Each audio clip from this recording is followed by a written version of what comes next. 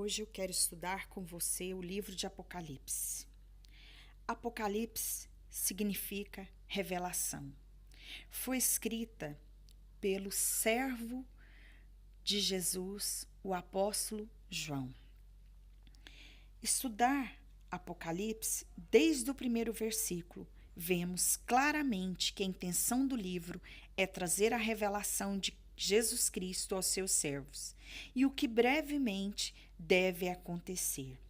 O anjo do Senhor veio e disse ao apóstolo João que escreveu. Estudar o Apocalipse é estudar protologia, é o estudo das primeiras coisas. Elas determinam as últimas coisas, a escatologia. As últimas coisas, vamos estudar o que é, o que era e o que há de vir.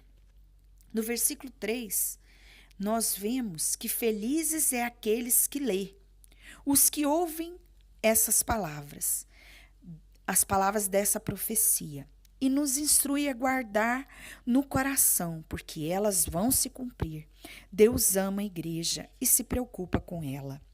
No versículo 4, João cumprimenta as igrejas com a graça e a paz. A graça é o favor não merecido de Deus para o homem. E a paz é aquela que excede todo entendimento. E que essa paz inunde o seu coração enquanto você ouve esse vídeo. Essa palavra também nos fala da Trindade de Deus, que é Deus Filho, Deus Pai e Deus Espírito Santo. Quando nos fala do 7 Espírito de Deus, o 7 na Bíblia significa a perfeição, a plenitude de Deus. Mas por que então não se diz apenas da parte do Espírito de Deus? Porque em Apocalipse teremos a plenitude de tudo. Nele vemos a plena operação do Espírito Santo sobre a terra. Daí se vem os 7 Espíritos de Deus, ou seja, Deus pleno e absoluto, completo. Isso significa que nos últimos dias, a ação do Espírito para julgar, salvar e libertar será extraordinariamente intensificada 7 vezes. No versículo 5, ele chama Jesus de fiel testemunho, porque tudo que ele diz vai se cumprir. E ele é e será o primeiro que morreu, ressuscitou e voltará para trazer o juízo sobre a terra. Ele nos ama e derramou seu sangue na cruz para nos purificar de todos os nossos pecados. No versículo 6, podemos ver que o plano de Deus em Gênesis foi que o homem reinasse como sendo a imagem e semelhança de Deus. Mas Satanás quis destruir esse plano de Deus, fazendo que o homem caísse no pecado. Mas quando Jesus veio, ele introduziu o seu reino, e esse reino está sendo aumentado através da igreja. Porém, ele será consumado quando Cristo e os cristãos vencedores reinarem sobre a terra no milênio.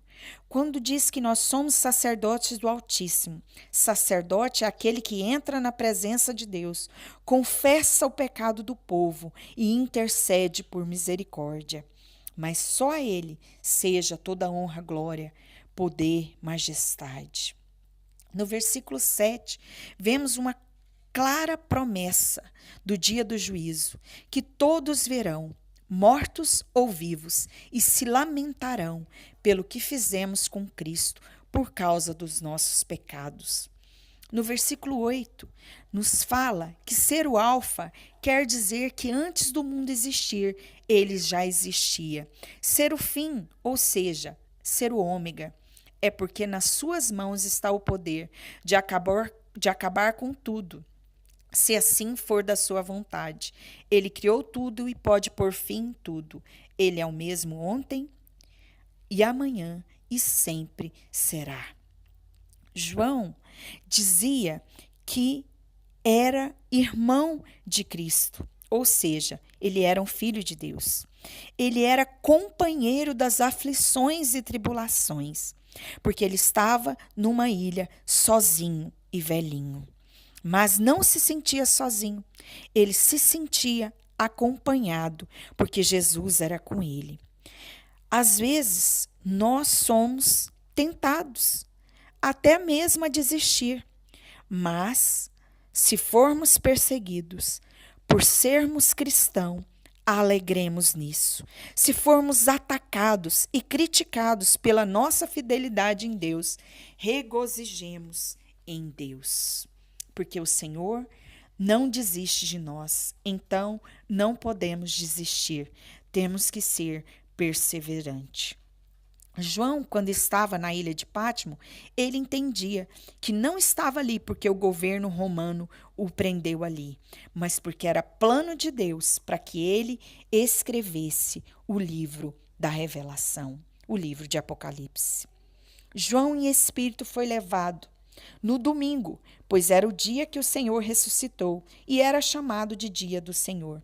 Ele ouviu como uma trombeta tocando e dizendo: o que vê, escreve em um livro e envia às 7 igrejas. E assim ele fez. Quando João ouviu a voz da trombeta, ele virou para trás para ver quem falava com ele. Então ele viu 7 candeeiros de ouro. Os 7 candeeiros de ouro representam as 7 igrejas que levam a luz e que são de ouro, ou seja, eternas, não se acabarão. Este alguém, semelhante a um filho do homem, é o próprio Senhor Jesus. E o número 7 representa a perfeição, a plenitude de Deus através da igreja. Somente a igreja pode sustentar a luz de Deus. Ele não tem outro instrumento na terra. Ele pode usar qualquer coisa. Entretanto, ele escolheu a igreja. A igreja é o candelabro que está sustentando o testemunho da luz de Deus em Cristo na terra. Jesus caminha entre as igrejas, ou seja, cuidando, apacentando, protegendo. Jesus está com vestes talhares, ou seja, roupas sacerdotais, cingido à altura do peito com cinto de ouro. Aponta para a palavra de Deus em seu peito. E o ouro diz que é eternamente, e eternamente ele é o nosso advogado. Quem precisa de um advogado é quem fez algo errado. Se você pecou, o Senhor Jesus esteve em carne e foi tentado de todas as formas. Ele vai te compreender e te defender de toda acusação, falsa ou verdadeira.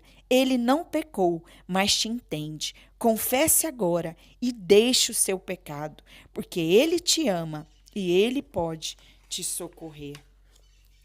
No versículo 14, aqui em Apocalipse, o cabelo do Senhor Jesus é branco, ou seja, aponta para a eternidade, e os seus olhos são de fogo.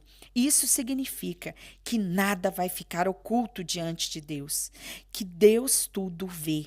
Ele vê a motivação do coração, a atitude nos olhos. Ele vasculha e sonda a igreja e também nos fala de julgamento. Tudo que estiver escondido virá à tona, onde Deus olhar ilumina. Por isso não podemos entrar na presença de Deus sem antes confessar o nosso pecado. No versículo 15, nos fala que os pés do Senhor Jesus é representado pelo bronze, que na época se fazia latão. Simboliza o julgamento de Deus, o seu juízo eterno, e a sua voz solene, e muito seria. Quando Deus fala, o mundo se abala. Quando o Senhor fala, as fortalezas do diabo caem por terra.